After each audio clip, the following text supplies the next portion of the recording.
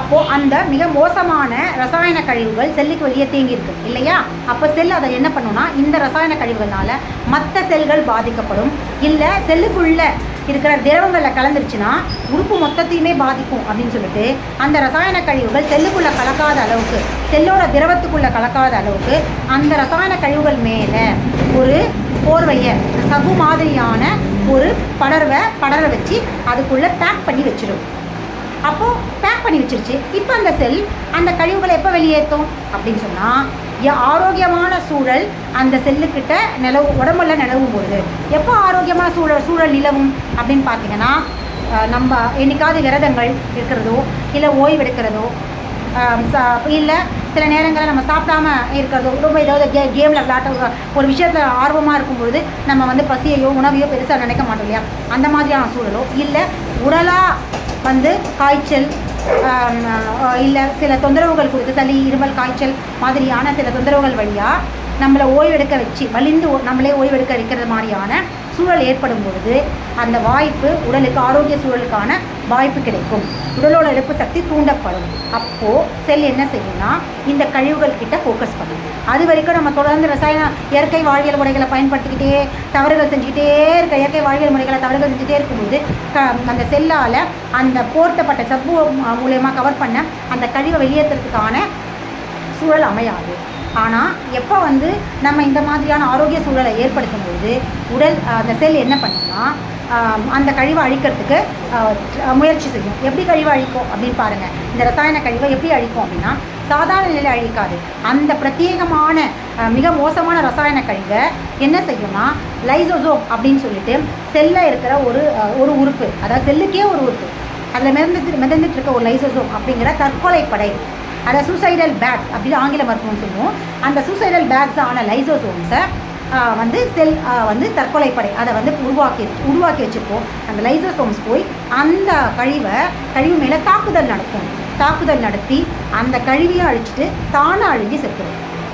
சரி, இப்போ நீங்கள் ஒரு கேள்வி கேட்கலாம். செல்லோடைய ரசாயன கழிவு இருக்கிறது செல்லோடைய வெளியில், ஏன்னா உள்ளே இருந்தால் அது மற்ற செல்களில் இருக்கிற உறுப்புகளையும் பாதிக்கும். அதனால் அது தனியாக ஓரமாக பேக் பண்ணி வச்சுருக்கு. லைசோசோம் செல்லோடைய ஏதோ ஒரு அந்த திரவத்தில் ஒரு மூலையில் இருக்குது. அப்போ எப்படி வந்து அதை வந்து அழிக்கும் அப்படின்னா, என்ன பண்ணுன்னா, எப்போ வந்து இந்த மாதிரியான ரசாயன கழிவுகளை அந்த செல் தனிமைப்படுத்தி வச்சுக்கோ, அப்போது செல்லுக்கு வந்து ஆரோக்கிய சூழல் ஏற்படும் போது செல்லோடைய அறிவுறுத்தலின்படி அந்த லைசோசோம்ஸ் என்ன பண்ணுன்னா, செல்லோட திரவத்தில் மிதந்து கொஞ்சம் கொஞ்சமாக அந்த கழிவுகளை நோக்கி ட்ராவல் பண்ணி அந்த கழிவுகள் கிட்ட வந்து அது மேலே விழுந்து தாக்குதல் நடத்தி அந்த கழிவை அழிச்சிட்டு தானும் செத்து போயிடும். அப்போ முதல்ல தற்கொலை படையை உருவாக்குன முதல் நபர் யாருன்னா நம்ம செல் தான். நம்ம செல்லுடைய தற்கொலை படையை பார்த்துட்டு தான் பிற்காலத்தில் தற்கொலை படை அப்படிங்கிற ஒன்றை வந்து பல இயக்கங்கள், இந்த லக்சைட்ஸ் மாதிரியான இயக்கங்கள் வந்து தற்கொலை படையை உருவாக்குச்சு. ஆனால் நான் உடல் செஞ்சது நன்மைக்கு, இவங்க செய்கிறது தீமைக்கு. அது விட்டுருங்க.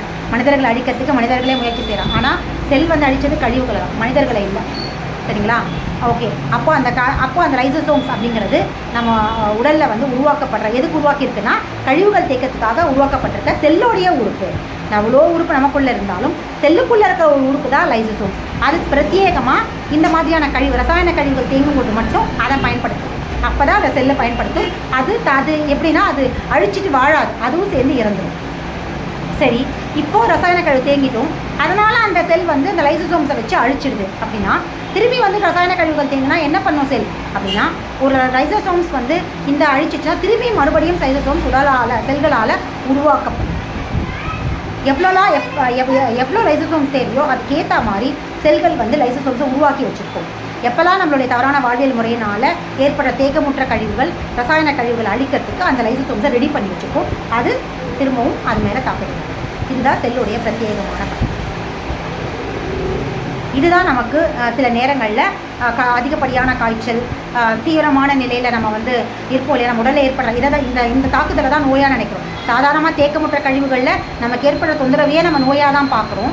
ஆனால் இது ரசாயன கழிவுகள்னால கொஞ்சம் வீரியமாக வெளிப்படுறது தான். இந்த தாக்குதல் நடக்கும்போது கொஞ்சம் வீரியமான தொந்தரவுகள் உடலால் வெளியேற்றப்படும். அதை நாம் ரசாயன மருந்துகள் கொடுத்து டிஸ்டர்ப் பண்ணாமல் இருந்தோன்னா லைசோசோம்ஸ் அதை அழிச்சிடும். ஆனால் அந்த செல்லோடைய அந்த வேலையுமே நம்ம இடையூறு பண்ணுற மாதிரி ரசாயன மருந்துகளை எடுத்துட்டோம் அப்படின்னா இந்த தேக்கமுற்ற கழிவுகளை வெளியேற்ற முடியாமல் உடல் மிக மிக மோசமான அது கழிவுகளாக, அதாவது என்ன சொல்லுவாங்க, அழிவு, ரொம்ப மோசமான கழிவுகளாக, அதாவது அழிக்கிற கழிவுகளாக, அழுகிய கழிவுகளாக. ஏன்னா அழுகிய கழிவுகள் தான் அழிக்கிற கழிவுகள் இல்லையா, உறுப்புகள் அழிக்கும் இல்லையா. மிக மிக மோசமான அழுகிய நிலை கழிவுகளாக அடுத்த 4வது நிலைக்கு போகும். அந்த நிலைக்கு போகாமல் இருக்கணும் அப்படின்னா இந்த மாதிரி தேக்கமுற்ற கழிவுகளையே நம்ம உடலுக்கு அந்த வாய்ப்பை விட்டுணும். தேக்கமுற்ற கழிவுகளை நம்ம வாய்ப்பை ஏற்படுத்திட்டோம் அப்படின்னா சாதாரணமான காய்ச்சல், சாதாரண வயிற்றுப்போக்கு, சளி தொந்தரவுகள், சாதாரண வலிகள் மூலயமா சரியாகும். அந்த நிலையும் மாத்திரை போட்டு சப்ரஸ் பண்ணோம்னா அடுத்தது லைசோசோம்ஸ் இந்த ரசாயன கழிவுகள் அழிக்கும். அதையுமே நம்ம சப்ரஸ் பண்ணணும் தான் அந்த அழுகிய நிலை கழிவு. ஸோ இந்த மாதிரியான டிஸ்டர்பன்ஸ் தான் செல்களை பாதிக்கும். இன்னொரு முக்கியமான விஷயம், செல்கள் ஒவ்வொரு நாளும் ஒவ்வொரு உறுப்புலையும் செல்கள் அழிஞ்சு போகுது. புதுமையான செல்கள் உருவாகிறதும் 2 வேளைகளும் நடக்கும். இதுவுமே உறுப்புகளில் நடக்கும். இது எப்போ நடக்கும் அப்படின்னா நம்ம செல்களுக்கு உட்கிரகித்தல், வெளியேற்றல் இந்த வாய்ப்பை செல்களுக்கு கொடுக்கும்பொழுது இந்த வேலையை செல்கள் முறையாக செய்யும்பொழுது செல்கள் இறந்து போகிறதும் பிறக்கிறதுமான உறுப்புகளுடைய இறந்து போகிறதும் பிறக்கிறதுமான ஒரு ஆரோக்கியமான சூழல், அன்றாட சூழலும் அங்கே வேலையும் நடக்கும். அப்போ என்ன ஆகும்னா ஒவ்வொரு நாளும் செல்கள் பிறந்து போகும்போது உறுப்புகள் ஆரோக்கியமாக இருக்கும். எப்போவுமே இளமையாக இருக்கும். எப்போவுமே ஆரோக்கியமான ஒரு உறுப்புகள் நமக்கு இயங்கிட்டே இருக்கும். இப்போ இதுக்கு அடிப்படையாக என்ன அப்படின்னு பார்த்தீங்கன்னா செல்களுக்கு நம்ம கொடுக்க வேண்டிய உட்கிரகித்தல், வெளியேற்றல் அப்படிங்கிற 2 விஷயங்களை நம்ம செய்கிறதுக்கு வாய்ப்பு விடும்போது மட்டும்தான் செல்களுடைய கழிவு செல்கள் வெளியேற்றதும் புது செல்கள் பிறக்கிறதுமான அடுத்த நிலையும் நம்ம கொடுப்போம். இதற்கு அடிப்படையாக என்ன செய்யணும் அப்படின்னு பார்த்தீங்கன்னா இயற்கை வாழ்வியலை பின்பற்றணும். செல்லுடைய தேவை அப்படிங்கும்போது அந்த தேவையை அறிவுறுத்தோம் இல்லையா, பசியா, அப்போ பசிச்சு சாப்பிடணும்.